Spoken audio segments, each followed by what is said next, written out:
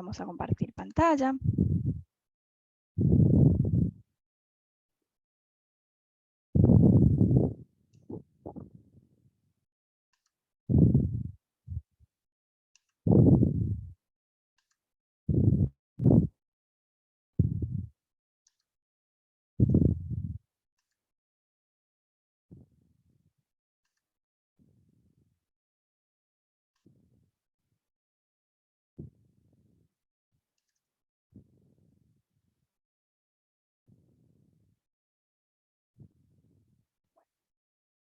Ahí lo pueden visualizar, ¿verdad?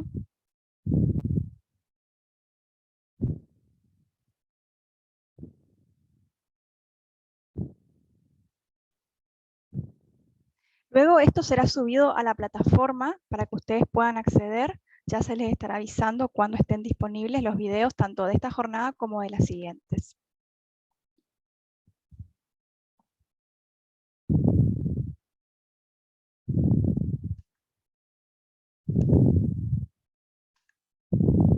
Bueno, ahí ya estamos.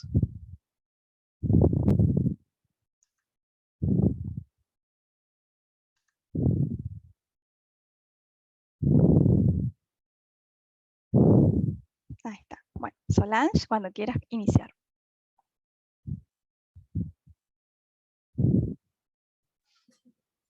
Hola, buenas tardes. Mi nombre es Solange. ¿Se me escucha bien, Cris? Sí, perfecto, perfecto.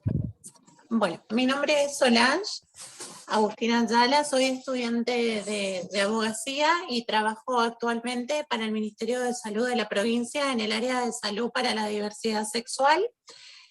Me venía comentando Cris que tuvieron una jornada anteriormente en donde habían tocado un poquito sobre estos temas, sobre el colectivo LGBTIQ+, pero igual para repasar vamos a estar descifrando un poquito lo que significan cada una de estas siglas, ¿no es cierto?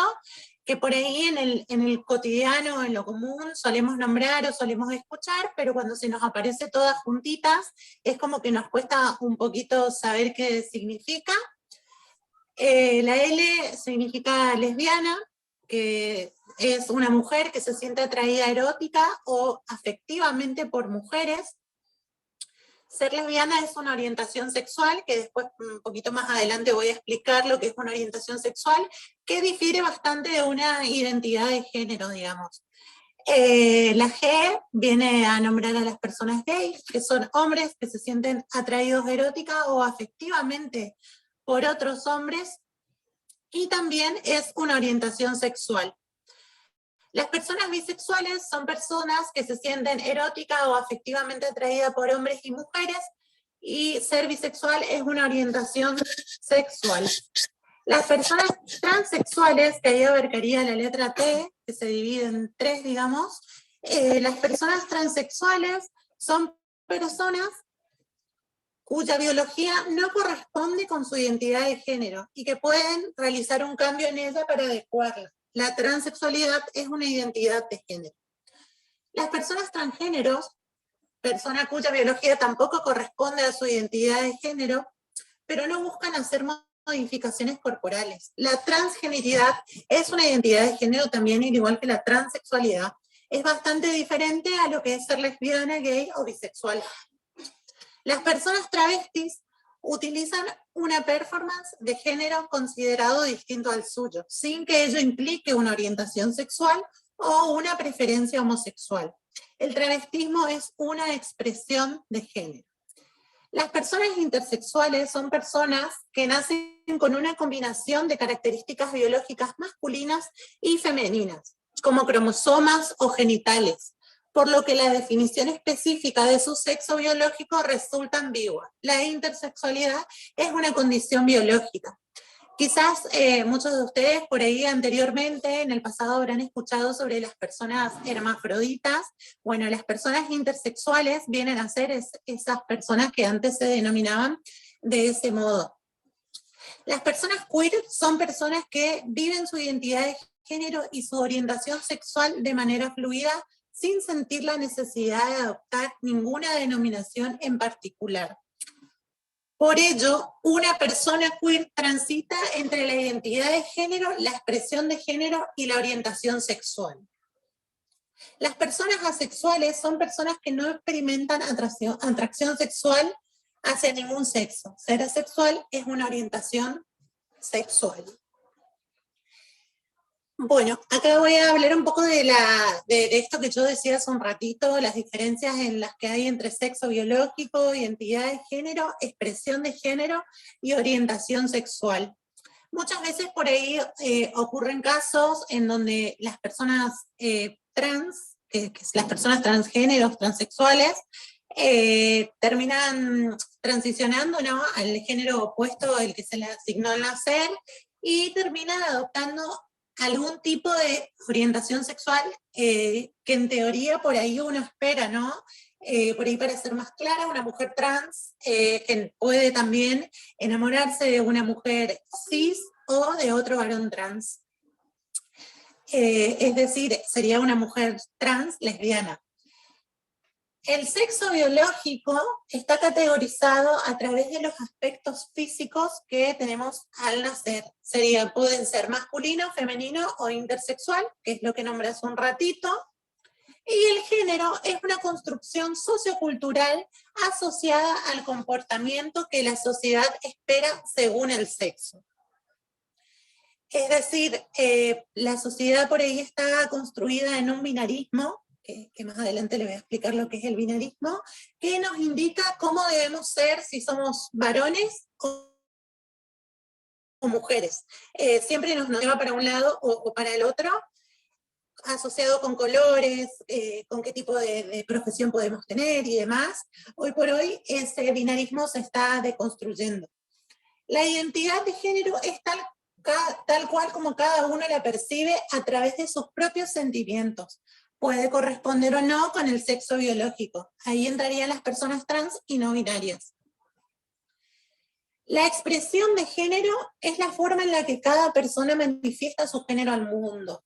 Se basa en el nombre, en la vestimenta, en el comportamiento, en el color de pelo que elegimos para ponernos. Hay millones de expresiones de género como personas. Y la atracción sexual es lo que sentimos hacia otra persona por sus cualidades físicas o emocionales. Eso sería también la orientación sexual, que era lo que yo explicaba al principio. Es por ahí corrernos un poco de esto de que por ahí si una mujer trans transiciona para mujer, sí o sí tiene que estar destinada a gustarle a los varones, y si una mujer transiciona a varón, sí o sí tiene que gustarle a las mujeres. Ese es un término equívoco. Bueno, ¿qué se entiende por binarismo? Que es lo que yo venía hablando. Cuando hablamos de binarismo, estamos hablando de cómo nos referimos a la idea de que varón y mujer son las únicas categorías en las que se pueden dividir los seres sexuados, complementarias, excluyentes entre sí y determinadas por la biología. Es decir, muchas veces nosotros esperamos que los varones y las mujeres tengan que estar juntos, y es la única idea por ahí que tenemos sobre familias, sobre padres, y muchas veces dejamos de lado que en realidad en una casa pueden existir dos papás, dos mamás, o variedades de familia como las que hay, ¿no? También es importante por ahí mencionar que esto tiene mucho que ver con cómo estamos construidos desde el cisbinarismo, y las estructuras sexuales, cómo nos determinan, ¿no es cierto? A pesar de que existen variedades de identidades de género, seguimos por el camino del rosa para la nena, el celeste para el varón, y esto es algo que viene a implicarnos la heteronormatividad. Cuando yo hablo de heteronormatividad, es la referencia al paradigma que presenta a la heterosexualidad natural y necesaria para el funcionamiento de la sociedad como el único modelo válido de relación sexual, afectiva y de parentesco. Era esto de lo que yo estaba hablando por ahí. Muchas veces damos por sentado de que las personas son heterosexuales, y la realidad es que no.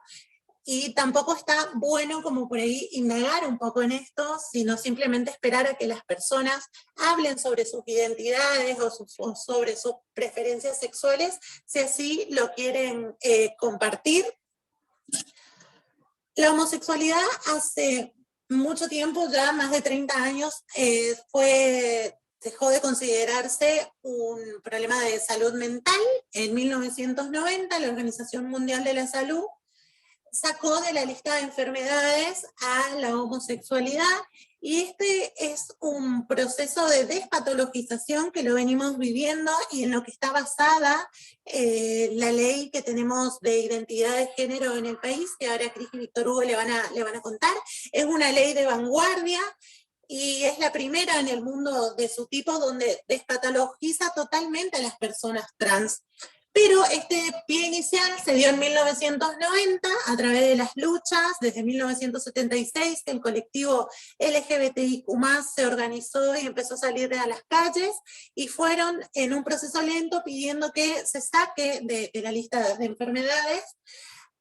Por ahí muchos, no sé más o menos qué edad tiene la gente que está conectada, pero antes de que esto suceda, había terapias en donde se prometía curar la homosexualidad y la gente era bastante torturada. Hoy por hoy eso por ahí ya no ocurre tanto. Sí, en algunos países del mundo sigue siendo condenada la homosexualidad hasta con pena de muerte. Y fíjense cómo tuvo que pasar 27 años para que la transexualidad en el 2018 deje de ser considerada como una enfermedad mental y pasó a formar parte en un epígrafe sobre condiciones relativas de la salud sexual como incongruencia de género. Pasó bastante tiempo para que esto pueda salir de los libros de enfermedades mentales.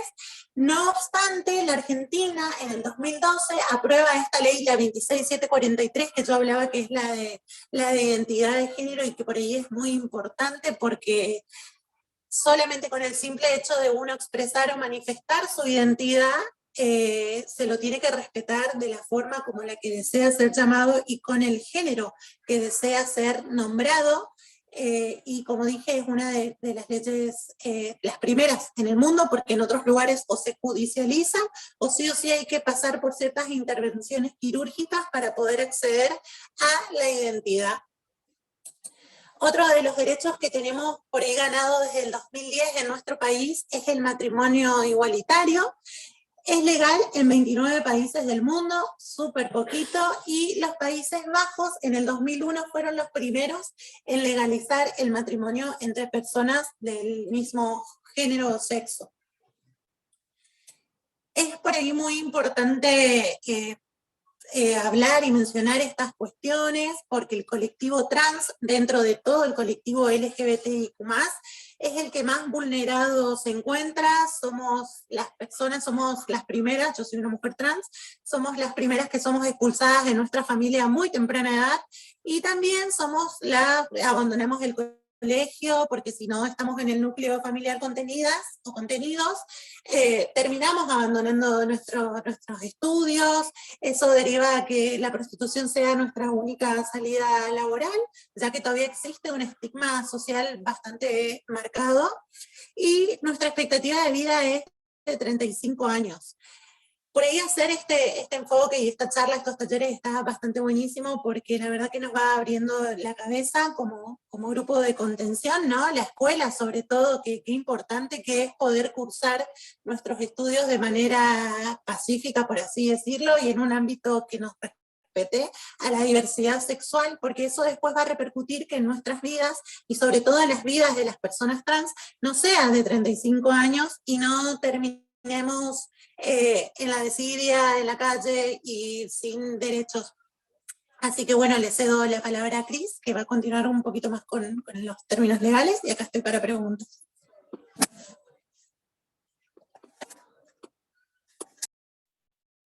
Muchísimas gracias, Sol. Bueno, eso era para dar una introducción, para, en primer lugar, arrancar desde los términos, desde las conceptualizaciones, desde qué sabemos, tal vez algunos de estos conceptos o términos ustedes ya lo manejan, pero tal vez otros son desconocidos, y es bueno que vayamos incorporando terminología, que vayamos incorporando nuevas definiciones, justamente para lo que les decía al inicio, poder educar en igualdad, poder seguir ampliando y garantizando los derechos de todos los niños, niñas y adolescentes. Bueno, vamos a continuar. No sé si alguien tiene alguna pregunta por ahora, esto recién inicia. ¿Estamos bien? Bueno, pueden levantar la mano o pueden escribir en el chat. Bueno.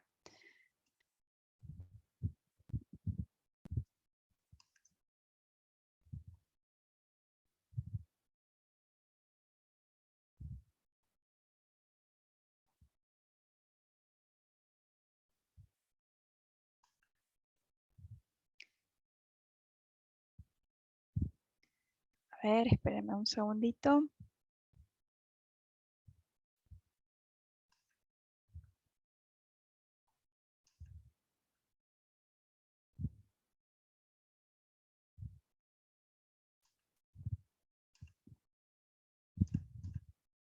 Ahí estamos.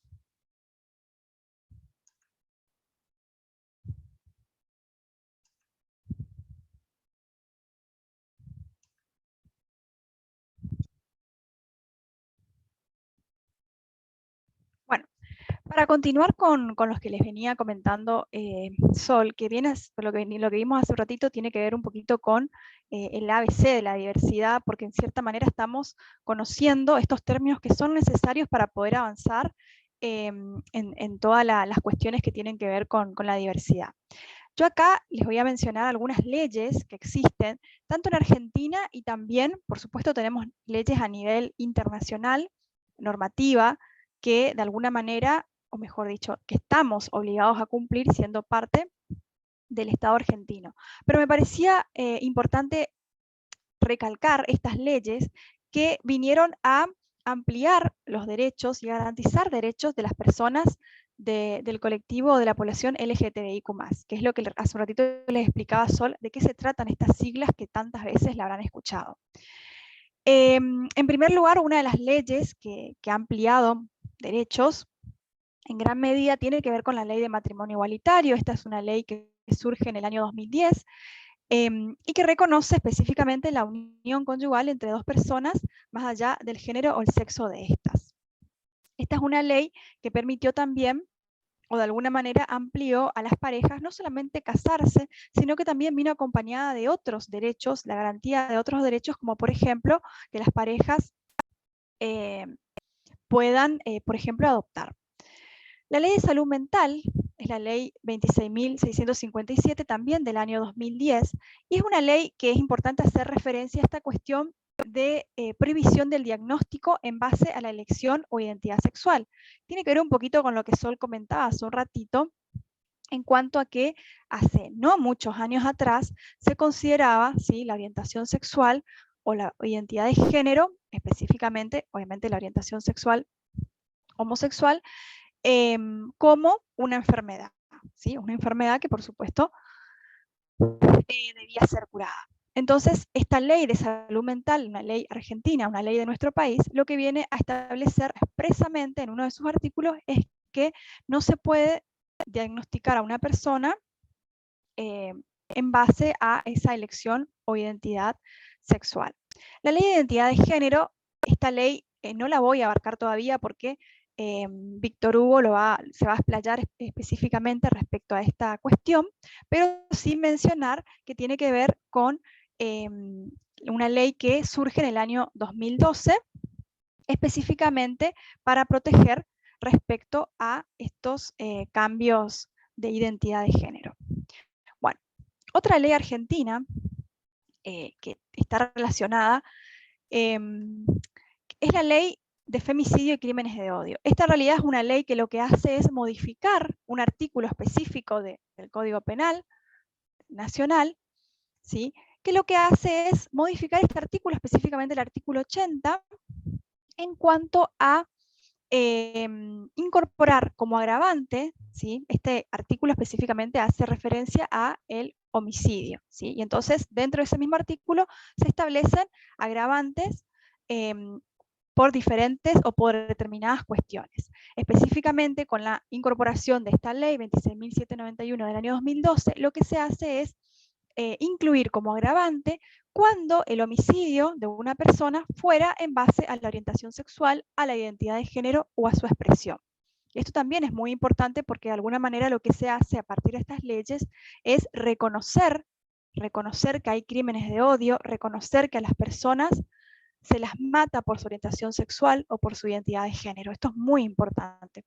La Ley de Reproducción Humana Asistida, la Ley 26.862 del año 2003, esta es una ley que tiene que ver con todas las técnicas para poder, por supuesto, procrear. Y en este sentido, lo que se determina es el acceso integral a las técnicas o a los procedimientos de reproducción médicamente asistidas para las personas mayores de edad, sin distinción no solo del estado civil, sino también hace una aclaración que tampoco se distingue por la orientación sexual y por la identidad de género. Así que también una ley que, de alguna manera, viene a plasmar estos nuevos paradigmas en cuanto a la diversidad sexual y la identidad de género. Bueno, también otra normativa importante para hacer referencia tiene que ver con las resoluciones del Ministerio de Salud de la Nación, ciertas resoluciones que surgieron en el año 2015 y que modifican la reglamentación de la ley de sangre. ¿Qué es lo que hacen estas modificaciones? Aseguran que los requisitos de donación no tengan contenido discriminatorio como sucedía anteriormente, que justamente se impedía la donación de sangre de la población de personas gay, bisexuales y trans. Con lo cual, a partir de estas resoluciones, lo que hace es eliminar estos requisitos claramente discriminatorios. La Ley Nacional de Promoción del Acceso al Empleo Formal para Personas Travestis, Transexuales y Transgéneros es una ley que surge hace muy poquito, que tiene que ver con establecer en el sector público nacional, ¿sí?, un cupo, el 1% de sus cargos y vacantes para personas travestis, transexuales y transgéneros.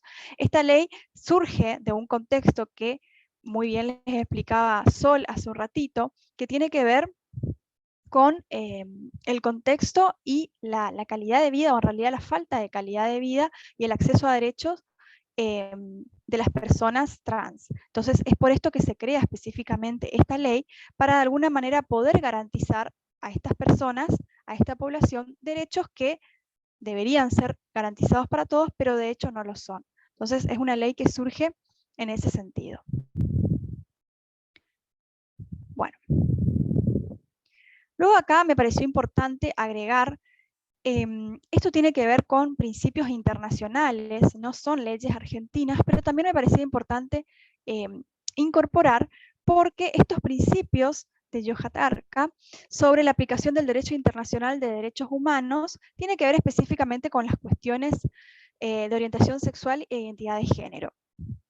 Y estos principios establecen que todos los seres humanos nacen libres e iguales en dignidad y derechos, y que todos los derechos humanos son universales, complementarios, indivisibles e interdependientes, y establece específicamente que la orientación sexual y la identidad de género son esenciales para la dignidad y la humanidad de toda persona y no deben ser motivo de discriminación o abuso. Esto es muy importante tener presente para que se entienda que a nivel internacional se establecen parámetros respecto a la prohibición de discriminación con respecto a la orientación sexual e identidad de género, ¿sí? Esto no es una cuestión que surge en un sector o que surge en una determinada provincia o en un determinado país. Estos son parámetros a nivel internacional en el que los estados, y entre ellos Argentina, se comprometen a cumplir con estas cuestiones establecidas aquí. Estos principios también establecen que una realidad que muchos estados y sociedades imponen a las personas normas relativas a la orientación sexual, a la identidad de género, a través de las costumbres, a través de las leyes, a través de la violencia. Justamente hoy en día hay países que todavía penalizan a las personas por su orientación sexual o identidad de género. Entonces entendemos que esto es una cuestión que todavía debe ser de alguna manera modificada y trabajada. También hay estados que procuran controlar cómo las personas viven, sus relaciones personales, cómo se definen a sí mismas. Y entonces estos principios dejan claro que esta vigilancia en torno a la sexualidad, ¿sí?, continúa siendo una de las fuerzas principales que de alguna manera perpetúan la violencia basada en el género y la desigualdad entre los géneros.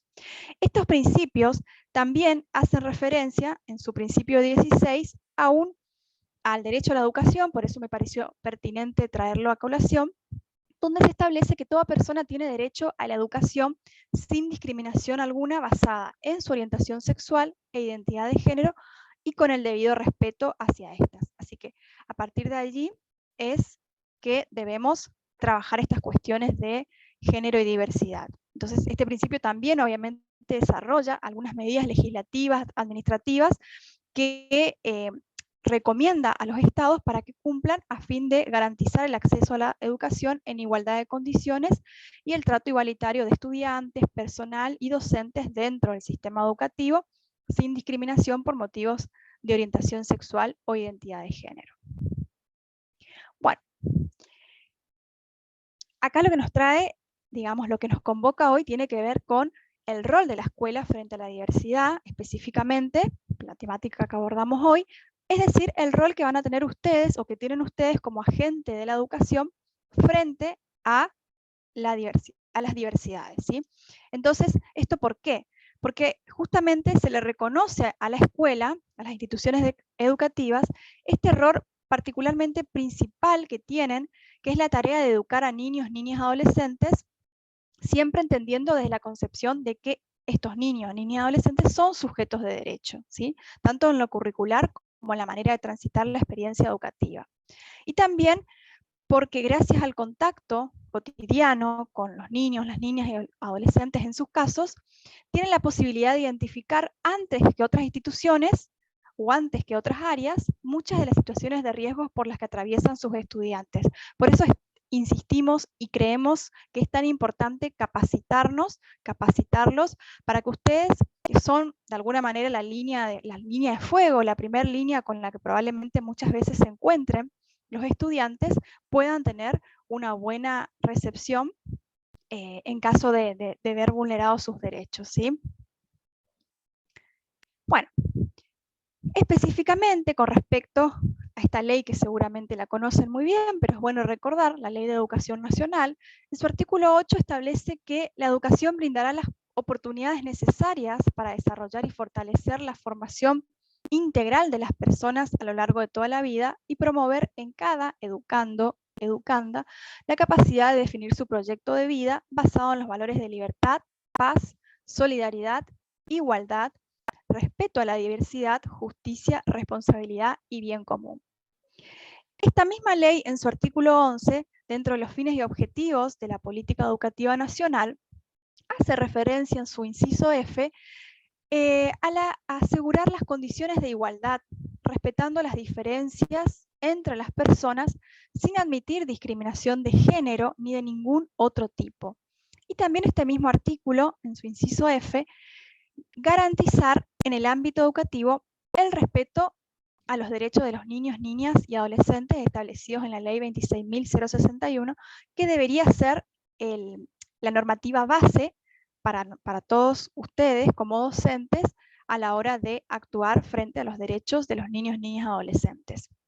Por supuesto que también la Ley de Educación Sexual Integral dispone la implementación de la educación sexual integral desde una mirada de diversidad sexual y derechos humanos, y se fundamenta precisamente en la concepción de que la educación es un derecho de niños, niñas y adolescentes.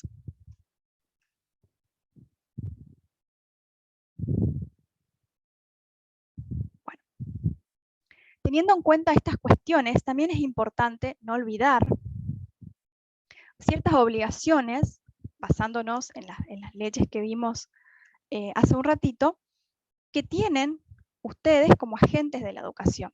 Entonces, una de una de esas obligaciones principales tiene que ver con el deber de comunicar.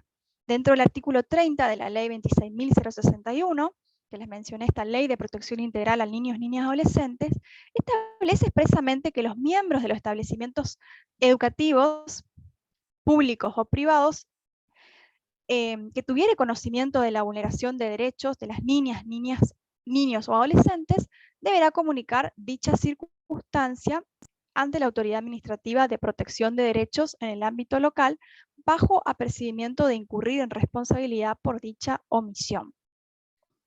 Es muy importante atenernos a este artículo que expresamente hace referencia a las obligaciones que ustedes tienen como agentes de la educación. Fíjense que otros artículos y otras leyes hacen referencia, no expresa, también a ciertos deberes que tienen como docentes, que también, por supuesto, deben acatarlos, pero esta ley específicamente establece cuáles son las obligaciones como agentes de la educación. También en su artículo 9 de la misma normativa establece el derecho a la dignidad y a la integridad personal, y en ese sentido dice que la persona que tome conocimiento de malos tratos o de situaciones que atenten contra la integridad psíquica, física, sexual o moral de un niño, niña, adolescente, o cualquier otra violación a sus derechos, debe comunicar a la autoridad local de aplicación de la presente ley.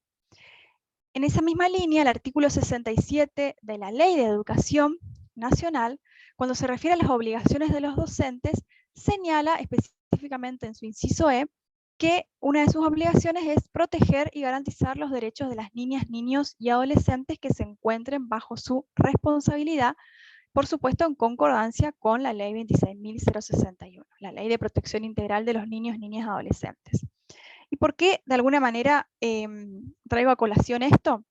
Así como dice Mafalda acá en el dibujito, y estos derechos a respetarlos, ¿sí? No vaya a pasar como con los 10 mandamientos. Específicamente hago referencia a esto porque tiene que ver con normativa que los docentes deben conocer para justamente poder garantizar los derechos de los niños, niñas y adolescentes.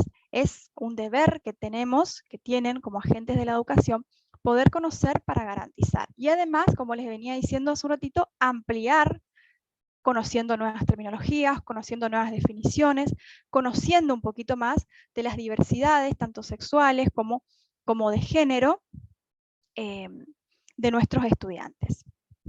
Yo acá le voy a dar la palabra ahora a Víctor para que hable específicamente de una ley que, por supuesto, a propósito no mencioné porque él se va a explayar mejor, que tiene que ver con la ley de identidad de género y cómo esto está relacionado con ciertas obligaciones que ustedes tienen como docentes, así que es muy importante saber. Bueno, le doy la palabra a Víctor. ¿Alguna preguntita hasta acá? ¿Alguna consulta?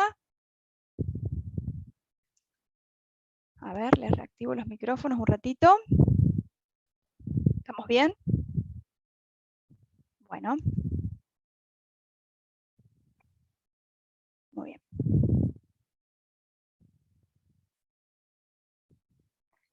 A ver, un momentito, voy a compartir.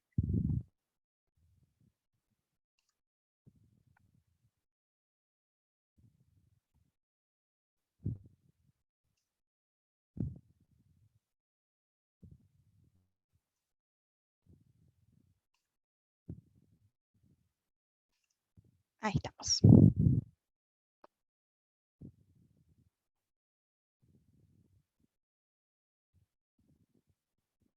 ¿Puedo arrancar, Cris? Sí, sí, sí.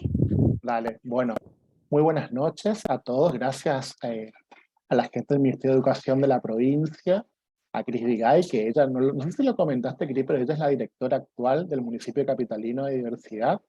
No sé si lo podía decir o no, Cris, te mandé al frente. Así que también gracias por la invitación. Bueno, mi nombre es Víctor Hugo González, como ya me presentó Cris. Cris es una amiga, igual que Sol. Trabajamos en conjunto siempre.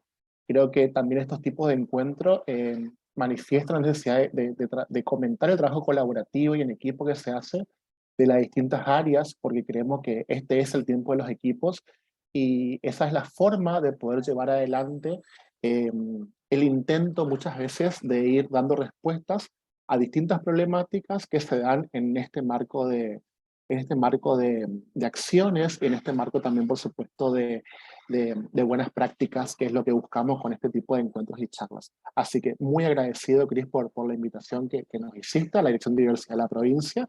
Así que bueno, vamos a arrancar. El tema que voy a tratar de explicar tiene que ver con la ley de identidad de género. Varias cosas para decir con respecto a la ley. En primer lugar, la ley de identidad de género es una ley que data del año 2012.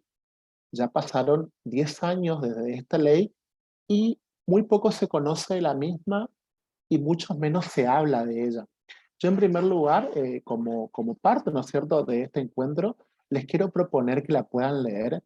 Es una ley hermosa, es una ley muy descriptiva, ¿sí? Y sobre todo también una ley muy entendible y cortita.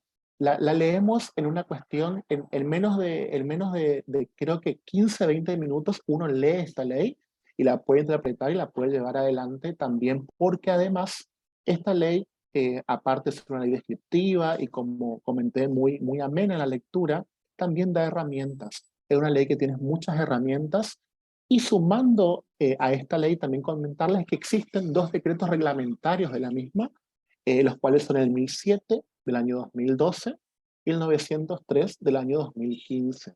También como parte de complementación, ¿no es cierto?, de esta ley, es súper importante que la podamos llevar adelante, la podamos leer y por sobre todo también que le demos ese tiempo a esta lectura que tiene que ver con seguir adquiriendo conocimientos en cuanto a la temática que venimos a charlar hoy. Yo voy a conectar mi cargador porque está como con poquita batería, así que para no irme repentinamente, voy a... A ver, ahí está. Disculpa. Bueno, Ahí piden la ley... si podés repetir los decretos, por favor. Bueno, el decreto es el 1007 del año 2012, ¿sí? Y el 903 del año 2015. También normativa bastante cortita para poder leerla y súper complementaria. Y sobre todo porque yo profundizo en el pedido que hago siempre de la lectura de esta ley, porque esta ley realmente da herramientas que nos pueden servir muchísimo en el día a día para resolver alguna situación problemática que nos suscita. Bueno, por otro lado, antes de comenzar de lleno con la ley, también entender y también entendernos, ¿no es cierto?, al colegio o a las escuelas o los establecimientos educativos como espacios donde sinceramente pasa todo. Yo creo que todo lo que pasa en la vida de una persona y aquello que realmente no es súper importante siempre pasa dentro del colegio. Así que agradecerles también a los docentes que se han dado esta oportunidad de seguir formándose, de seguir aprendiendo, porque son esenciales para nuestras vidas, eso es así, uno nunca deja de aprender y sobre todo a esta temprana edad, ¿no es cierto?, cuando uno es niño, niña o adolescente, la presencia de profesores formados en distintas temáticas de actualidad es súper especial. Bueno, ya hablando en cuanto a la ley de identidad de género, dijimos que es la 26743, data del año 2012, están todos invitados a llevar adelante una lectura de ella. Vamos a arrancar, Cris, si puedes ir un poquito más arriba. Mira. Ahí estamos. Bueno, la ley de identidad de género hace referencia justamente a tratar de entender, un poquito más arriba, Cris, sin miedo, hacia arriba nomás. Ahí está, perfecto. Y la primera parte de la ley, podemos dividirlo al momento de hacer una lectura como de la ley en tres partes. Una primera parte justamente habla del reconocimiento a esta identidad de género, a esta vivencia interna, tal como cada persona la siente. Antes de comenzar, miraba un poco lo que el decreto reglamentario establecía y encontraba un comentario de Vidar Campos, para los que por ahí les gusta la abogacía o las leyes. Vidar Campos es como una persona muy reconocida en el campo constitucional del derecho, y Vidar Campos decía, el derecho es un derecho humano fundamental, decía él. ¿Y qué consiste ese derecho humano fundamental? Consiste nada más ni nada menos en ser uno mismo. Esta ley de identidad de género viene a respaldarlo, el material legal, al ser uno mismo en cuanto a la vivencia interna individual de tal cual como cada persona lo siente. Y esta vivencia interna e individual interna, desde el fuero interno, tal como cada persona lo siente, puede corresponderse o no con su sexo asignado al nacer, al momento del nacimiento, que fue un poco lo que ya había explicado Sol anteriormente. Ahí podemos mencionar dos términos bastante conocidos también, cuando hablamos de personas cisgénero o hablamos de personas transgénero. Cuando hay una coincidencia entre mi sexo asignado al momento del nacimiento y mi sentir interno y personal, estamos hablando de una persona cisgénero. Cuando no hay una coincidencia entre mi sexo asignado al momento del nacimiento y mi sentir interno y personal, estamos hablando ya de una persona transgénero. Esto tiene que ver con las identidades que justamente se encuentran expresadas en el artículo 1 y ese reconocimiento como derecho humano fundamental. Así como existen otros derechos humanos fundamentales, como por ejemplo el derecho a la salud, a la vivienda digna, a la vida, que es un derecho humano fundamental, la identidad de género tiene ese mismo rango jerárquico. Miren ustedes la importancia que tiene este reconocimiento del fuero interno en cuanto a las identidades. Los equipara a otros derechos también esenciales, como los que mencioné recién, a la vida, a la salud, a la educación, entre otros derechos humanos fundamentales. Continuamos, Cris, un poquito más arriba. Todo esto data de la primera parte de la ley de identidad. Y acá sí ya viene algunas situaciones que les pueden ocurrir a ustedes en el día a día o en su actuar como docentes. Hay una pregunta muy común que se suele hacer. ¿El cambio de identidad registral, o sea, el cambio de DNI, está autorizado para mayores de edad? Sí, claramente que sí. Está autorizado para mayores de edad. Y la pregunta que generalmente nos suelen hacer es si también es viable, ¿no es cierto?, la posibilidad de cambios registrales para menores de edad. La respuesta también es sí, también es viable el cambio registral para menores de edad. No obstante, para mayores como para menores, los requisitos varían, ¿sí? Esto es importante que ustedes lo sepan. Entonces, como para sacar en limpio, ¿es posible que un menor de edad pueda llevar adelante el cambio registral? Sí, es posible. ¿Sí? ¿Es posible que un mayor de edad lo pueda hacer? También.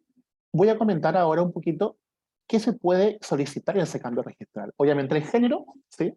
El nombre de pila, y también, por supuesto, la imagen en cuanto a esta nueva fotito que va a tener, nuestro nuevo DNI.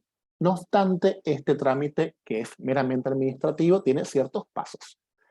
También como lo decía Sol hoy más adelante, nuestra ley es una ley de vanguardia, ¿sí? Es una ley muy nueva, muy moderna, más allá que data del año 2012, y no necesita ningún tipo de trámite judicial previo, ¿sí? Bien. Voy a profundizar en lo que es menores de edad. Cris, si está de acuerdo que es por ahí lo que ellos más tienen en el día a día. Perfecto. ¿Se escucha bien, no es cierto? ¿Sí? Bien. Escucha bien, hay gente que, bueno, debe ser que ingresó recién. Les pedimos por favor que tienen que activar, digamos, el iconito cuando ingresan al Zoom. Por eso no están escuchando, porque el resto escucha perfectamente, ¿verdad? Por lo menos yo estoy escuchando bien. Así Claro. que por favor, para la gente que va ingresando, pueden hacer eso. Bueno, ahí solucionó Mirta Barrios, dice. Así que se escucha perfecto, dice Cristian Miranda, gracias. Así que bueno, continuamos. Yo les quiero contar también que por más que estamos desde la virtualidad, el desastre que está haciendo mi mamá detrás de la cámara de la computadora, así que si por ahí como que me desconcentro es por eso, porque no se imaginan el despelote que está armando mientras que yo estoy acá en la clase de Zoom. Bueno, muy bien, entonces seguimos. ¿Es viable la posibilidad de llevar adelante un cambio registral para menores de edad? Sí, es viable. ¿De qué manera? Meramente administrativo. ¿Ante qué lugar? ¿A dónde voy a hacer mi cambio registral? Lo voy a hacer ante el registro civil de capacidad de las personas, que se pueden del domicilio en el cual la persona reside. Es decir, se puede hacer en capital, como también se puede llevar adelante en localidades del interior. Hay como un mito, que es algo no real, que únicamente lo que tiene que ver con cambios registrales hay que hacerlos en capital. Eso no es real, eso es mentira, no corresponde. Cualquier persona domiciliada en el interior de la provincia también lo puede llevar adelante acercándose a la delegación más cercana a su domicilio.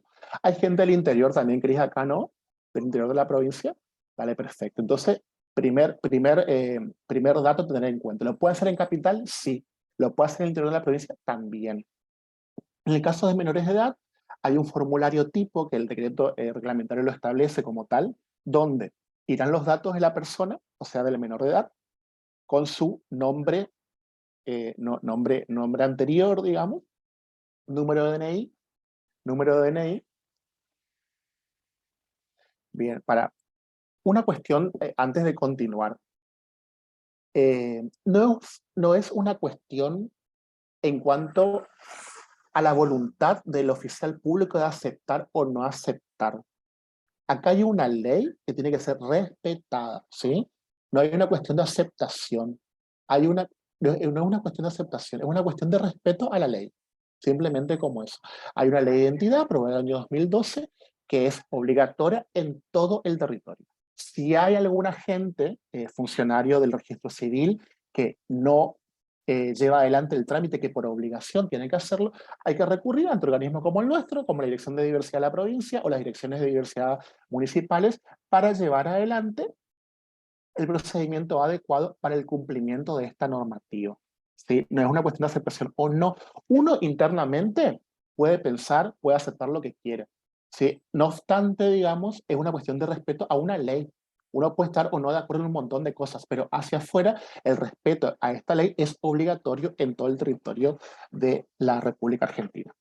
Bien, continúo sumando al trámite ordinario, se completa un formulario súper sencillo. Dale, perfecto. Y se pide, para el caso de menores de edad, la comparecencia de los papás del menor. O sea, también van a ser parte de esa solicitud, tanto la mamá como el papá del menor. Y también es un requisito importante el acompañamiento de una figura que también establece la ley de identidad de género, de una figura que es la del abogado del niño. ¿Sí? Actualmente, en la provincia de Corrientes, yo como director de diversidad de la provincia, auspicio también como abogado del niño para este tipo de trámites. Cuando el trámite se hace entre la ciudad de Corrientes, lo que hacemos es pactamos una cita y yo concurro como abogado del niño y firmo en conjunto con los padres del menor y el menor, por supuesto, el pedido de solicitud de rectificación registral, ¿sí? Porque lo primero que se rectifica es la partida de nacimiento. Eso es importante. Se rectifica la partida de nacimiento. Una vez que recibo esa partida rectificada, o sea, esa nueva partida de nacimiento, con esa partida de nacimiento recién puedo llevar adelante lo que es el nuevo plástico, la elaboración del nuevo plástico o DNI. Son como 3 momentos a tener en cuenta. Cuando hablamos de localidades del interior, ¿qué pasa? Se completa el formulario, firman ambos papás, firma el menor, se arma un expediente, ese expediente viene al registro general en la ciudad de Corrientes, me corre en vista como director de diversidad de la provincia, llevo adelante una comunicación virtual, ¿sí? Con la persona, ya sea por Zoom, videollamada o el medio que sea más adecuado para la persona, comento los alcances de esta ley a los papás y al menor y llevo adelante la firma en presencia de ellos para que el trámite continúe. O sea, la figura del abogado del niño, en este caso que la llevamos adelante nosotros desde el área, corresponde también tanto para el interior como para la capital de la provincia de Corrientes. El trámite número 1, cuando algún menor manifiesta querer llevar adelante su cambio registral, el solicitar, que lo puede hacer en forma virtual, su partida de nacimiento original. Ese es como el paso número 1 a tener en cuenta para poder llevar adelante el trámite registral. Una vez que esa partida de nacimiento me llegó, sí que puede ser, si la pedí en forma virtual, de correo electrónico o en forma presencial del registro civil, con eso inicio mi pedido de cambio registral con este formulario único que comenté yo, que lleva la firma del menor, de los papás y del abogado del menor. Cuando me llega esa nueva partida de nacimiento, la partida anterior no se destruye, sino que queda inmovilizada, ¿sí? En primer lugar, y el menor de edad va a recibir su nueva partida de nacimiento. Con esa nueva partida de nacimiento, ahí recién llevo adelante mi pedido de nuevo plástico, ¿sí? Donde ya va a constar en el mismo la nueva fotito, el nombre de pila y el cambio de género, ¿sí? Algo súper importante tener en cuenta. Únicamente hay cambios en estos aspectos, en los que mencioné recién. El nombre de pila, el género, ¿no es cierto? Y por supuesto la imagen. No hay ningún tipo de cambio ni en el número de DNI ni en el apellido. Eso también es un dato a tener en cuenta.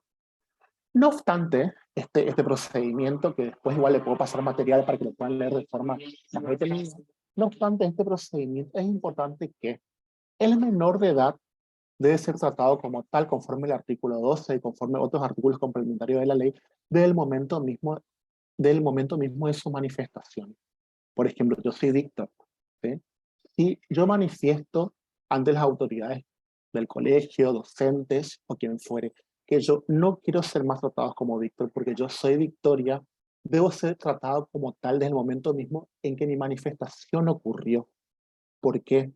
Porque puede suceder que yo no deseo aún llevar adelante mi cambio de identidad registral y tampoco puedo supeditar este derecho establecido en la ley a un procedimiento meramente administrativo. El niño o la niña debe ser tratado como tal del momento mismo de su manifestación. Es un error muy común solicitarle, digamos, al menor o a sus padres que lleve adelante el cambio registral para poder ser anotado en los registros correspondientes y poder recién desde ahí ser llamado como o llamada como manifestó. Eso no es así, la ley no establece esa obligatoriedad para que el trato ocurra conforme a la manifestación del menor de edad. ¿Sí? Seguimos un poquito más, Cris.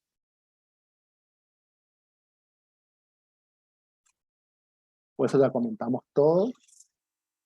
Bueno, acá también es importante, que también esto lo comentaba hoy Sol, que no es tampoco obligación, digamos, acreditar ningún tipo de intervención quirúrgica, ni encontrarse en tratamiento hormonal, y tampoco llevar adelante algún tipo de intervención psicológica o médica. Luego continuamos. Cris, menor de edad, esto ya lo expliqué todo. Esto igual después yo les dejo, Cris, para que ustedes los puedan compartir. Muy bien. Eso también te lo expliqué, que es como suplimos la figura a través de nosotros como el abogado del menor. Bueno, y el trámite, por supuesto, que es gratuito, personal, y no será necesaria intermediación de ningún tipo de gestor ni nada por el estilo. Es un trámite meramente administrativo, lo hacemos en cualquier mesa de entrada de cualquier delegación del registro civil del registro civil, o bien llevando adelante el registro correspondiente ante la capital, que por ahí también hay veces que por ahí prefieren hacerlo acá y está perfecto, pero la realidad es que lo pueden hacer en cualquier delegación. Un poquito más arriba, aquí lo puedes llevar a esa última parte. Bien. El artículo 11, vamos a seguir un poquito más. Quiero llegar al último artículo, que es el de trato. Ahí está, el artículo 12, perfecto. Bien. El artículo 12, a mí me encanta este artículo, por eso lo voy a leer. Habla del trato digno, deberá respetarse la identidad de género adoptada por las personas, en especial niños, niñas y adolescentes, que utilizan un nombre de pila distinto al designado en su DNI, al solo requerimiento de la persona. Fíjense que acá dice el solo requerimiento, no habla de procedimiento previo, ni trámite previo, ni nada por el estilo. El nombre de pila adoptado deberá ser utilizado para la citación, llamado, registro, legajo, cualquier otra gestión en el ámbito público y privado. Muy bien. Acá hubo una pregunta muy, muy interesante que la hizo Sena Emanuel. ¿Cómo dejamos constancia en la manifestación del menor? Bien. En primer lugar, vamos a hacer referencia. Ustedes tendrán sus metodologías de comunicación interna, se debe dejar constancia, lo pueden dejar asentado a través de la forma en la cual se comuniquen. No obstante, lo que es súper importante es cómo yo registro a partir de ese momento al menor de edad que manifestó un nombre distinto al que figura en su DNI, siempre que no haya hecho su cambio registral, por supuesto. Acá es importante lo siguiente. La ley también da el mecanismo de cómo se debe llevar adelante la registración, ¿no es cierto? ¿Qué dice la ley? Se deberán asentar las iniciales del nombre, ¿sí? Del nombre de pila, ¿no? Supónganse, vamos a hacer el ejemplo con mi nombre que está ahí, que figura figura acá en la imagen. Yo me llamo Víctor Hugo González Sotelo, ¿sí? Acuérdense que según el ejemplo que estuvimos dando, yo no soy más Víctor Hugo, yo manifesté que yo soy Víctor. ¿Cómo vamos a registrar las siglas en primer lugar del nombre? B, B corta, H, El número de DNI es el mismo de siempre, el DNI que ya tenemos, digamos. Al lado ponemos González Sotelo. También la ley habla de sumar datos, como por ejemplo la fecha de nacimiento y el año. Y al final, mi nombre de pila autopercibido, que en este caso sería Victoria. Esa sería la forma de asentar, que está establecida por la ley, no la inventamos nosotros, eso dice la ley en forma muy clarita. Vamos a repetir esa parte porque es súper importante al momento de llevar adelante registraciones, siempre que el menor ya no tenga su cambio registral hecho, ¿sí? Entonces, las iniciales del nombre de pila, en mi caso, que yo tengo dos, decimos B corta, H, ¿sí? El número de DNI es el mismo, ¿sí? El mismo que ya tiene, eso no cambia, tampoco cambia el apellido, González Sotelo, mi número de DNI. La ley también dice que es como óptimo llevar adelante también, registrar la fecha de nacimiento, que tampoco cambia, y al finalizar mi nombre de pila autopercibido, en el ejemplo que dimos era Victoria. Es súper importante que más allá de esta registración que se va a hacer, digamos, en los legajos, libros y demás, es importante que en el trato cotidiano, por ejemplo, al tomar asistencia, al llamarlo para alguna evaluación o al llamarla para una evaluación o lo que fuere, sea llamado por su nombre de pila autopercibido y no por su nombre que figura en el DNI, y mucho menos por sus iniciales. Así que eso por ahí para dejar en claro también es súper esencial. Acá hubo una pregunta que también es importante llevar adelante en cuanto a lo que tiene que ver con la reglamentación, que dice que hay que a la parte final. Bien, ¿hay algunas preguntas hasta acá, Cris? Nada, por ahora. Les vuelvo a decir, pueden dejar en el chat las preguntas. También pueden reactivar su micrófono. Así que Bien. cualquier cuestión que quieran saber. Buenas tardes. Sigo un poquito. Bien. Justo Sí, buenas ahí te tardes. quería consultar. Yo hice la pregunta anterior ¿Quién sobre habla? cómo dejamos constancia. Ahí Cine está, Manuel, Emanuel. Hola, ¿cómo te va? todo bien. Mira, está muy bueno esto porque siempre tuve dudas durante la formación docente cómo tratar al chico en estas situaciones. En cuanto, por ejemplo, está bien, lo entendí como lo dijiste vos, que tiene que dejar su nombre, sus iniciales y luego nosotros tomamos la manera en que se autopercibe el chico, Sí, o la chica en todo caso.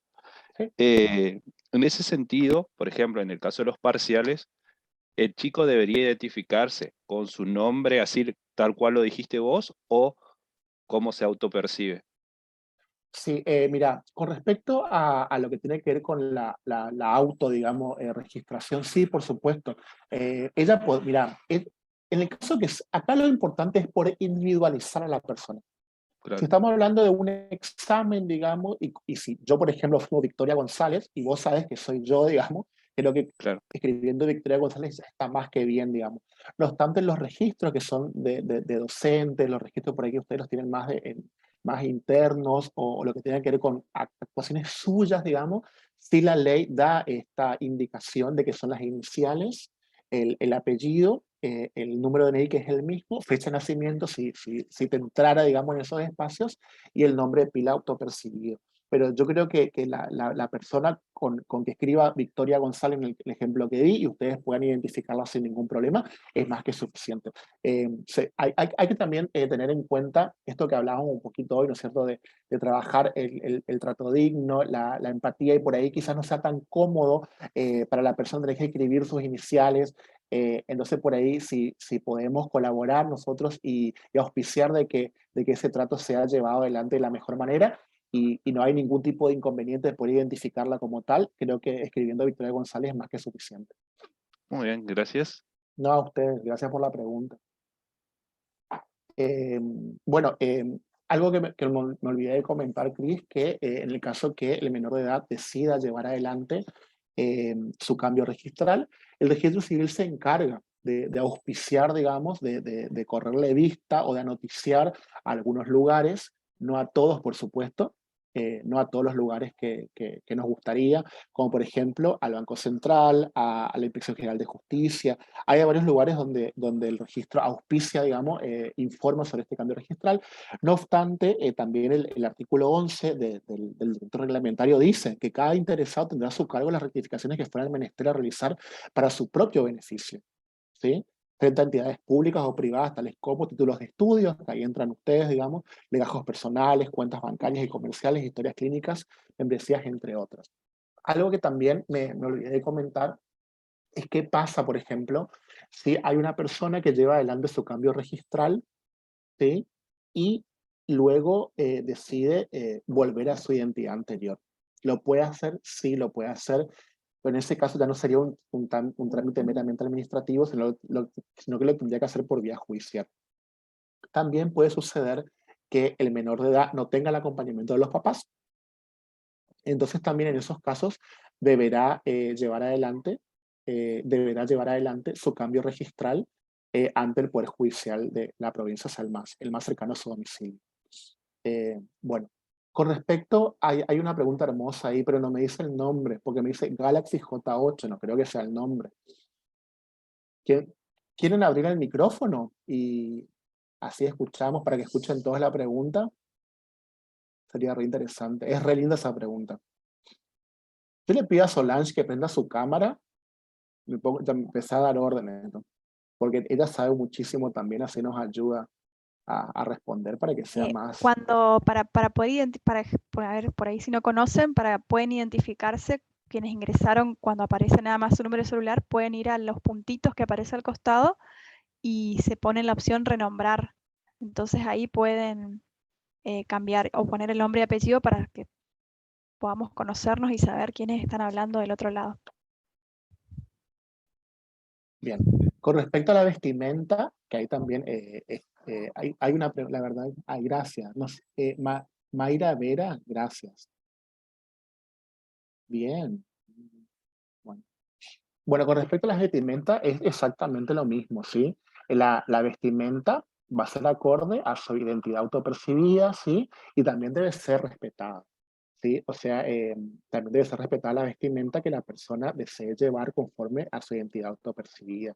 Nosotros desde la Dirección de Diversidad de la provincia, no sé cómo estamos de tiempo, Cris, discúlpame si estoy medio pasado. ¿Estamos bien? Ah, perfecto, perfecto. Dale.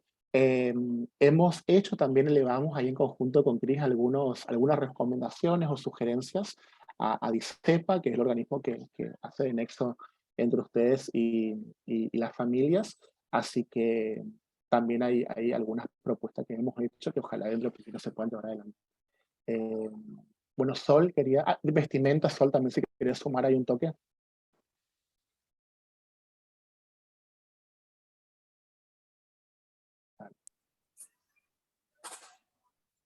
Bueno, no sé si hay alguna otra pregunta.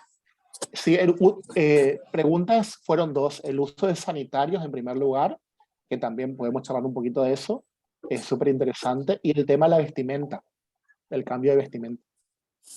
Bien. Generalmente lo del uso de sanitarios, y lo hablo como protagonista, digamos, de esta cuestión, a elección de lo que cada uno elija, ¿no? En esto de lo que hablábamos hoy por ahí un poco sobre lo de la construcción del binarismo y demás, hoy por hoy los chicos es como que tienen una mente bastante amplia en ese sentido, y las personas trans, las mujeres trans, nos sentimos más cómodas entrando al baño que está identificado como femenino, y los varones trans, depende en qué lugar se encuentren, ¿no? Porque son personas que biológicamente tienen vulva, muchas veces los baños de varones no están preparados o tienen mijitorios y no tienen inodoros, entonces también se les permite por ahí o se les debe permitir entrar al baño de mujeres y derribar un poco este mito, esta cosa de que somos todas y todas personas degeneradas, no va a ocurrir nada, simplemente tenemos ganas de poder ingresar al baño como el resto, digamos. Yo quiero agregar algo ahí, Sol, si me permitís. Sí. El tema de la separación de los baños por identidades entre masculinos y femeninos, a ver, la cuestión del respeto hacia la privacidad del otro va más allá de cualquier tipo de identidad. O sea, entender que por crear una división entre varones por un lado y mujeres por el otro, va a haber un respeto absoluto por el hecho de la división misma, es también un error muy común. El respeto no tiene que ver con el género, ni tampoco tiene que ver con el sexo. El respeto es respeto. Una persona bien educada entrará al baño, hará sus cosas y se retirará, independientemente de que comparta espacios con otras identidades o con otros sexos distintos al de uno mismo. Así que yo creo que también debemos replantearnos eso. ¿Realmente la división del baño entre distintas identidades fomenta, digamos, tiene que ver con el respeto en sí que la persona debe tener? Yo creo que el respeto en sí se tiene que tener en cualquier lado, independientemente de que el baño lo pueda compartir o no con alguien de mi misma identidad o de mi mismo sexo. Así que yo creo que eso está por ahí un poco piola para trabajarlo. A ver, otra preguntita. Ay, En ¿cómo un se ratito despertaron? vamos a abordar también un poquitito, yo les traje como para hacer el cierre un protocolo, obviamente que no es de la provincia de Corrientes, pero vamos a ver un poquitito cómo manejan estas cuestiones que en otras oportunidades nos han comentado, esto le digo tanto a Víctor como a Solange y a los otros docentes, esta cuestión de que por ahí tiene que ver no con los alumnos, o sea, no con los estudiantes, como decía Sol, que tienen ya por ahí una mirada más amplia, vienen de otra generación, sino por ahí con la mirada de los tutores. Es una cuestión que a trabajar y que todavía falta mucho por capacitar y por conocer. Pero ahora en un ratito vamos a, para que no no nos quedemos tanto acá, vamos a ver un poquitito más. Acá, Víctor, hay otras preguntas. Sí, de ahí las leí. Bueno, chicos, con respecto al tema del nombre, en cuanto a cómo debe ser llamado, en cuanto a tomar asistencia, al llamarlo para algún examen oral o lo que fuere, el nombre que debe ser utilizado es el autopercibido. O sea, eso está establecido por ley, como dijimos acá, no es una cuestión de aceptación o de entender, o no es una cuestión de respeto a la ley. Si uno no puede incumplir una ley, en el caso de que la incumpla, claramente que hay consecuencias en atención a ello. O sea, en eso no hay ningún tipo de chance de dialogar nada, porque la ley es muy clara, es una ley de aplicación en todo el territorio de la República Argentina y debe ser cumplida como tal. Eliana está levantando la mano, ahí le cedo la palabra. Pérez Romero. Bueno, acá había otra preguntita. Bueno, bien. Buenas tardes, sí, justo estaba contestando la pregunta que había puesto en el chat. Como que se acumula un montón de cosas. Con respecto a lo del baño, si me permiten la precisión, a mí me parece que el respeto, como decía él, es íntegro. A nosotros nos vamos a una casa y en la casa hay un baño. Y no importa el género de la persona que entre o si es el sexo de la persona que entre directamente, entra al baño y hay uno solo. Me parece que las instituciones están en su mayoría arraigadas a estructuras antiguas. De hecho, algo tan común como, por ejemplo, un baño de discapacitados no tenemos en las instituciones escolares y, sin embargo, constantemente, ya sea por algo sencillo como, por ejemplo, golpearse en educación física o tener alguna situación compleja, los alumnos o los mismos docentes tienen dificultad y no tienen un lugar apto, por así decirle, para poder hacer lo básico de las funciones biológicas. Esa es mi apreciación, o sea, desde mi ignorancia de la ley. Y el segundo, sí se me presenta a mí esta situación del hecho de nombrarlos, porque no es que uno lo hace con maldad o lo hace para hacerle peor al alumno, porque lo que menos que se quiere es maltratarlos. Y si todo el tiempo están teniendo este tipo de frustraciones en la calle, en el aula no queremos tratarle. Pero, por ejemplo, yo tengo alumnas que se denominan de cierto nombre y cuando vos estás tomando el registro, tomás el registro tal, y sin querer decir Gómez Pablo, por decirte un nombre así, no, profe, yo soy Juana. Raúl, no, profe, yo soy Fran, por decirte cosas así. Entonces uno se queda mal y ellos se quedan como retomados, por decirte así, y cuesta retomar otra vez la clase hasta que ellos entiendan que no fue intencional, sino que uno va tomando asistencia, por decirte así. O, por ejemplo, vos cuando vas a evaluar, pasa en el grupo su nombre y uno tiene el asiento legal del nombre de pila y si bien hay más amplitud, porque cuando uno le llama a un oral, le llama igual por los sobrenombres muchas veces, o por los nombres que ellos adoptaron, y se le pone el nombre real, pero suele pasar estas situaciones. Eliana, ¿puedo responder, Cris? Bueno, Eliana, te reagradezco, no te veo la cara, pero te recontra agradezco tu apreciación. Bueno, en primer lugar, ahí está, ahí va a prender la cámara. ¿Cómo andás, Eliana? ¿Todo bien? Bueno, en primer lugar, Eliana, algo que sumame en lo que vos quieras, me parece súper importante que para evitar este tipo por ahí de error no querido, por supuesto, que es que hagamos el cambio, que nos tomemos el trabajo de hacer el cambio respectivo en los legajos respectivos, para que al momento de la lectura de los nombres, uno viene leyendo, ya aparezca el nombre autopercibido en ese registro. Si ya tenemos el nombre autopercibido en el registro, va a ser mucho más difícil que se puedan equivocar. Podría ser una posibilidad eso, de hacer el cambio respectivo en el registro correspondiente. Entonces, al momento de tomar asistencia, que no cuesta nada tampoco, ya se le va nombrando con el nombre autopercibido. Yo creo que eso podría ser como una solución para que el Permiso, llamado a la Víctor. lectura... Sí. Yo después de varios errores, porque al principio me pasó, lo tengo tachado y con lápiz lo tengo el nombre, la denominación que él adopta.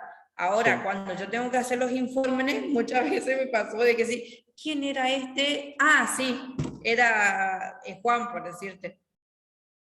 Sí. Bueno, por ahí llevar adelante, ¿no es cierto?, esta buena práctica de ir haciendo los cambios respectivos y tratar también, por supuesto, de ir prestando un poquitito más atención que la común, porque este es un temita que quizás es nuevo para muchos, pero no obstante, igual se valora un montón la buena voluntad, y yo creo que eso podría ser como una técnica, llevar adelante el cambio registral.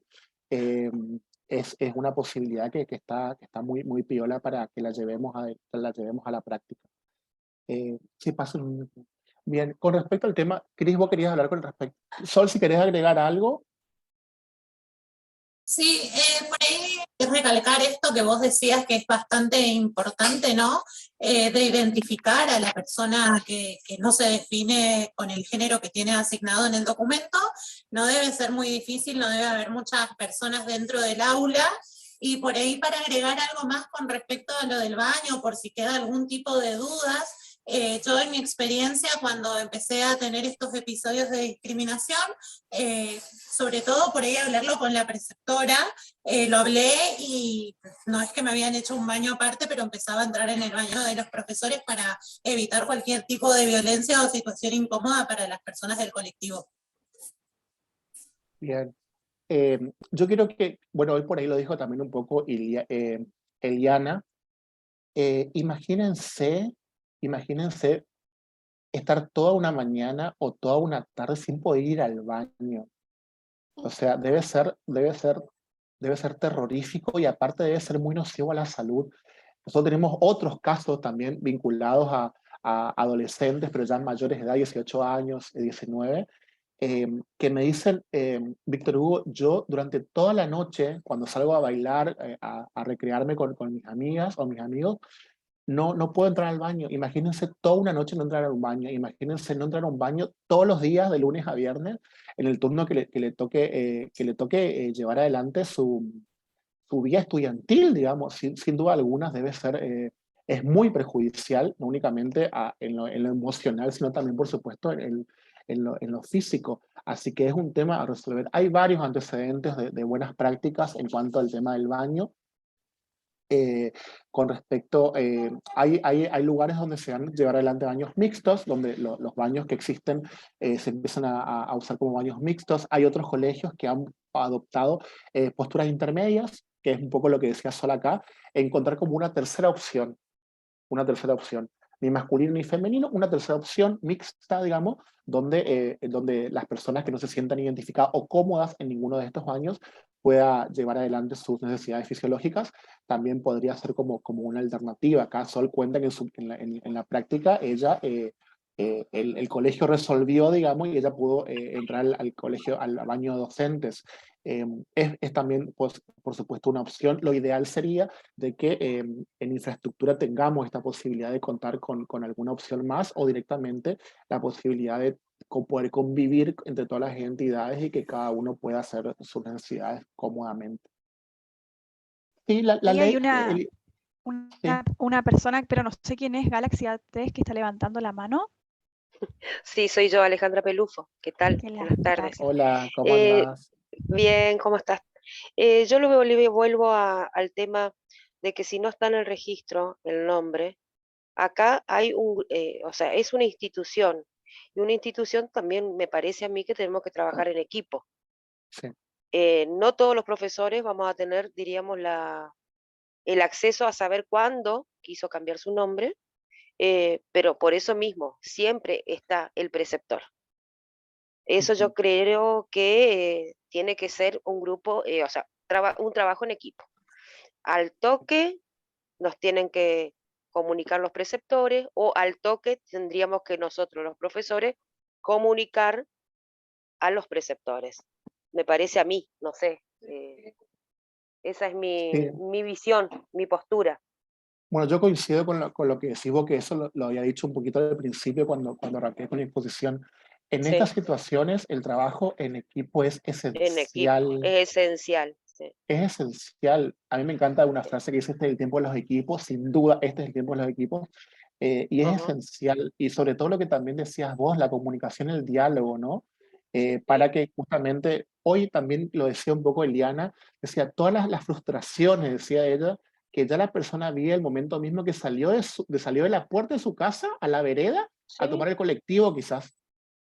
Ya desde ahí, digamos, todas las miradas apuntándole, bueno, eso lo puede comentar un poco más, y más qué lindo, ¿no es cierto?, poder encontrar docentes que digan, no, mira, al menos durante el tiempo que a mí respecta y en mis responsabilidades, el colegio va a ser un lugar seguro, porque si no pasan todas estas cosas, hay abandono, sí. hay abandono del colegio en primer lugar, ese abandono puede supeditar en un montón de otras cosas que no están buenas, y todo eso desencadena en un montón de otras problemáticas que tienen como resultado una expectativa de vida de estas Sí, personas, el colectivo travesti trans, no mayor a 35 años. O sea, sí. súper jovencitos, jovencitas. Entonces, creo que realmente tomar con compromiso el tema del respeto a poder ser quien uno quiere y al sentir y al poder desarrollarse conforme a su sentir, me parece que también es súper súper importante. Y además también no olvidarnos que somos docentes, somos formadores. Sí. Sí, sí, sí. Bueno, Cris, si hay alguna otra Gracias. pregunta, no a vos por la pregunta.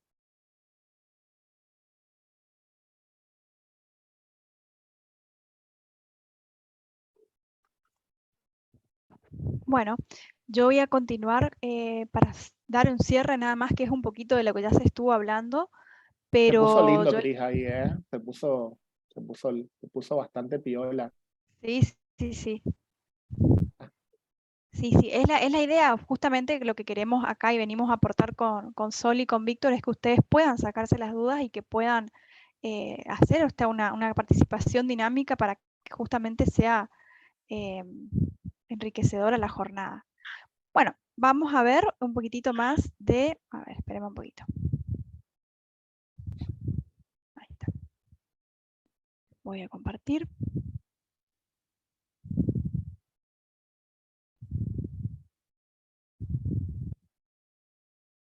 Ahí estamos. Bueno, nada más como para ir finalizando con esta jornada del día de hoy, me pareció interesante traer a colación una guía en realidad de abordaje de la diversidad sexual e identidad de género en las instituciones educativas. Esto por supuesto es a nivel general y esto lo ideal sería que dentro de sus instituciones, aunque todavía no sea formal, ustedes como docentes a cargo puedan ir generando estos espacios que de hecho por las preguntas y por el interés se nota que lo están haciendo de alguna manera, pero bueno, estas son algunas cuestiones a tener en cuenta. Esto yo saqué específicamente de una guía para el abordaje de la diversidad sexual e identidad de género en las instituciones educativas. Esto es de la provincia de Buenos Aires y es del año 2015. Pero también agregué otras cuestiones que tienen que ver con un documento de diversidad sexual que también le podemos compartir y les puede ser de utilidad. Bueno, específicamente, como hoy hablábamos de esta escuela, o las instituciones educativas deben fortalecer y promover esta construcción de la identidad de género y la orientación sexual de todos los estudiantes. Y es necesario, por un lado, tener en cuenta que cuando se alejan o cuando nos alejamos de esta perspectiva o de esta, de alguna manera, obligación que tienen las instituciones educativas, generan procesos de discriminación, generan procesos de estigmatización, generan procesos y mucho más grave de vulneración de derechos en general. Entonces, primero que nada, ubicarnos específicamente en este rol que nos convoca, que les convoca, que tiene que ver con esta tarea docente de promover el respeto y reconocimiento por parte del grupo y la comunidad educativa de cada niño, niña, adolescente, y también para generar espacios de transformación de estructuras y relaciones sociales, tanto dentro como fuera de la institución educativa. Dentro de algunas recomendaciones para crear un paradigma inclusivo e igualitario, yo les traía acá a colación ciertas cuestiones que tienen que ver con generar esta cultura inclusiva que pueda haber más allá de este paradigma binario y heterosis-normativo que hoy explicaba muy bien Sol. ¿Sí? Salirnos un poco de esta clasificación dicotómica, ¿sí? Estamos hablando de femenino, masculino, no hay otra opción. Estamos hablando de todas las normas que están creadas en realidad en la sociedad en sí, pensada en esta binariedad. Entonces, salir un poco de esos espacios para poder comprender de alguna manera y, como les decía hoy al inicio, garantizar derechos. En este sentido, tener en cuenta, por ejemplo, esto es algo básico, pero que no hay juguetes de nenas o de nenes, simplemente hay juguetes, que no hay deportes femeninos o masculinos, simplemente hay deportes, gimnasia, patín, básquet o fútbol, que no hay expresiones artísticas de mujeres y expresiones artísticas de varones, hay expresiones artísticas, como el canto, el baile, la pintura, no hay un modelo de familia tipo, hay tantos modelos como personas, que todas las familias son distintas, que hay familias biparentales, hay familias monoparentales, hay familias adoptivas, ensambladas, todos estos términos que fuimos incorporando a lo largo de los años, heteroparentales, homoparentales. La importancia que tiene es que la familia se traten con amor y respeto, y en ese sentido también no generar, por ejemplo, ustedes como institución educativa cuando se comunican, porque no solamente interactúan con estudiantes, sino también con sus familias, dejar de lado esta también clasificación donde solo se habla de la mamá y el papá, donde solo se habla de los padres, ¿sí? como plural. No hay tareas de casas asignadas a mujeres y otras a varones, simplemente hay tareas domésticas, ¿sí? Todas cuestiones que de alguna manera involucran y que debemos ir aportando, ¿sí? Bueno, y también algunas recomendaciones que tienen que ver con el uso del lenguaje adecuado. En este sentido, las palabras, ¿sí? Las palabras expresan, las palabras tienen un significado, y estas palabras también pueden discriminar, pueden excluir, pueden insultar, pueden menospreciar. Entonces es importante usar un lenguaje adecuado que no sea discriminatorio ni agresivo. Para esto es clave contribuir al desarrollo de niños, niñas y adolescentes libres de prejuicios, estigmas y violencias. Entonces es importante hablar de la diversidad sexual con toda naturalidad y utilizar las palabras adecuadas y señalar aquellas que puedan ser insultantes e incorrectas dentro del ámbito escolar, y sobre todo, pero no solamente cuando les toca una situación específica de una persona que tiene, que se autopercibe con una identidad distinta del sexo biológico, o de una persona que tiene una orientación sexual distinta a la normalmente aceptada. Es importante que se hable de esto también en las instituciones educativas, pero de una manera de naturalizar de que existen otras identidades y que existen otras diversidades y orientaciones sexuales. El lenguaje es discriminatorio si solo lo utilizamos de manera binaria y heteronormativa, otorgando a cada género roles sociales determinados, ¿sí? Por ejemplo, cuando decimos, sin menospreciar las profesiones, pero cuando hacemos alusión a los médicos, las enfermeras, ¿sí? A veces hablamos de las niñeras, a veces hablamos de las maestras jardineras. El lenguaje no verbal también puede ser discriminatorio, reforzando muchas veces estereotipos sexistas.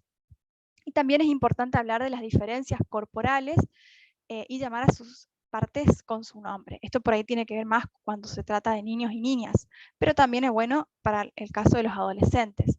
Si las niñas, los niños o los adolescentes repiten palabras que pueden ser hirientes, también se puede preguntar si saben su significado real para que dejen de hacerlo.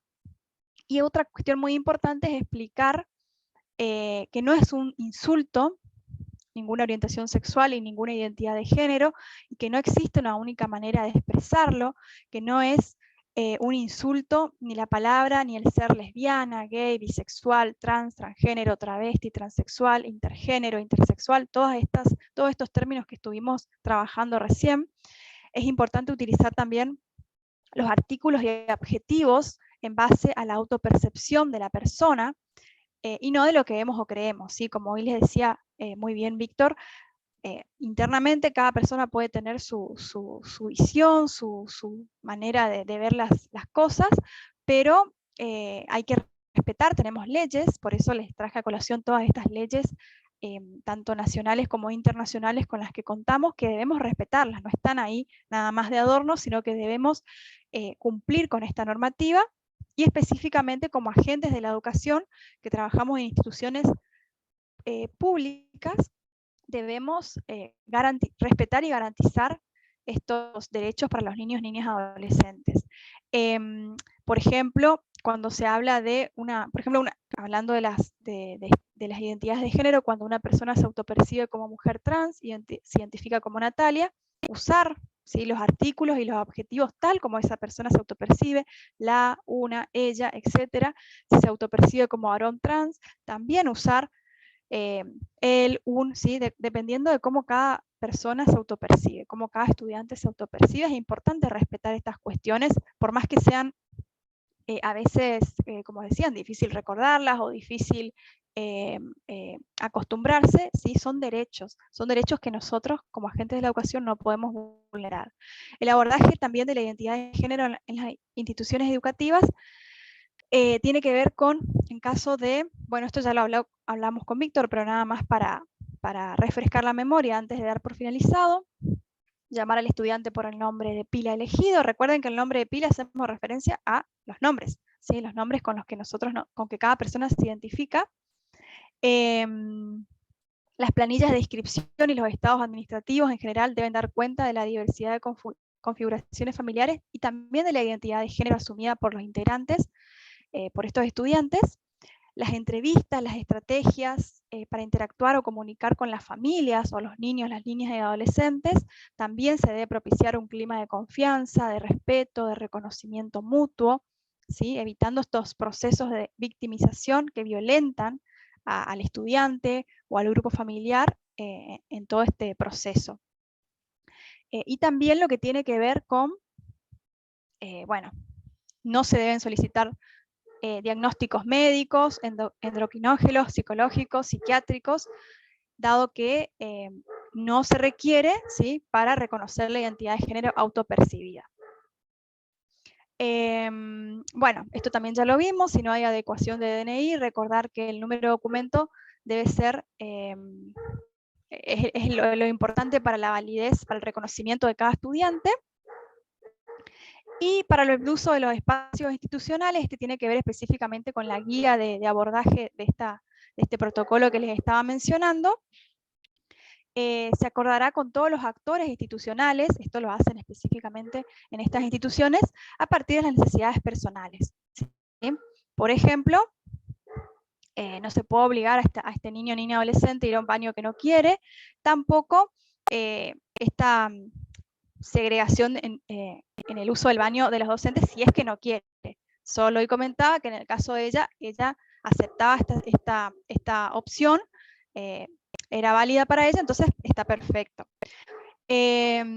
Bueno, y todo sujeto tiene derecho al libre desarrollo de su persona conforme a su identidad de género, lo que involucra la modificación de la apariencia, siempre que sea libremente escogida. Entonces, esto incluye, por supuesto, las expresiones de género como la vestimenta, el modo de hablar, los modales, ¿sí?, que deben ser respetados por la institución escolar en su conjunto. Bueno, esto nada más para finalizar. es una cuestión a tener en cuenta por todos los agentes de la educación, por todos los docentes. Si alguien nos dice que es parte de la población LGTBIQ+, debemos brindarle apoyo, cariño y toda la confianza para que pueda sentir seguridad y aceptación con lo que siente, es y expresa, teniendo presente que en la sociedad todavía existen en algunos sectores miradas binarias y discriminatorias. Y justamente lo que estamos tratando acá es de que estas cuestiones queden en el pasado y que todas las instituciones educativas sean diversas y sean igualitarias. Bueno, eso es todo. Disculpe la interrupción de mi perro.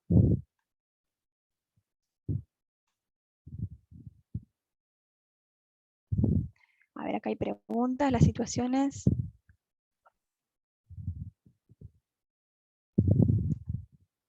Vamos a dejar de compartir esto.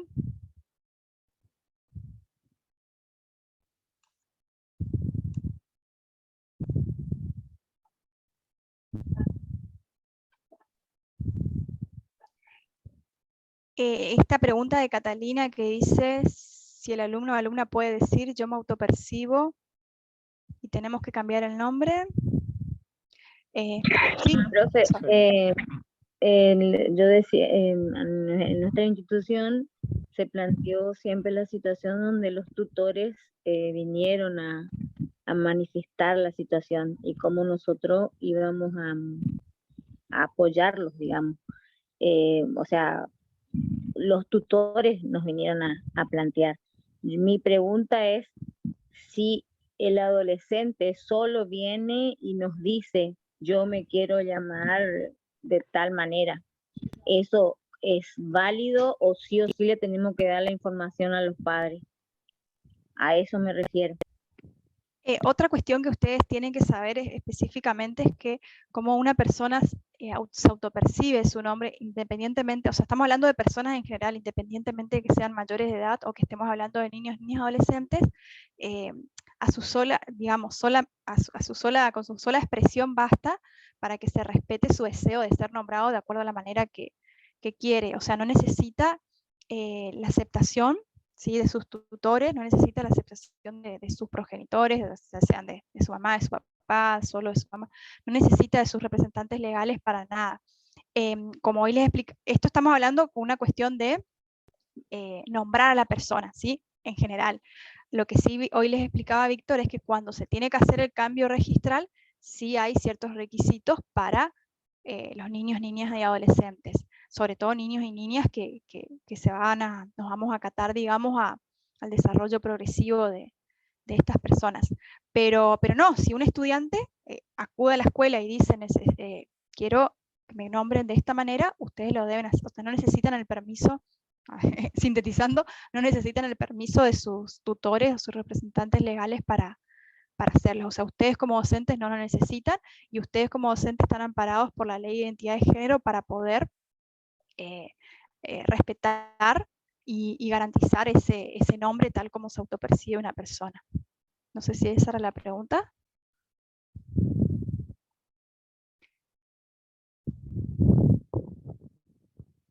Sí, profe. Eso era. Acá hay otra pregunta. Déjame agregar algo más, Criste, por ahí, no sé si quedó bien en claro, que Víctor ya lo mencionó. Por ahí no necesariamente la rectificación del nombre tiene que venir acompañado de algún tipo de cambio corporal o algún tipo de cambio en el uniforme, quizás esté conforme con el uniforme que esté usando, nada más que simplemente desea ser llamada o llamado como se autopercibe, y no necesariamente esto también tiene que arrastrar por ahí en el caso de que sea una mujer trans, de que o quiera llevar el cabello largo o quiera verse con un aspecto un poco más femenino, eso no tiene nada que ver con la identidad.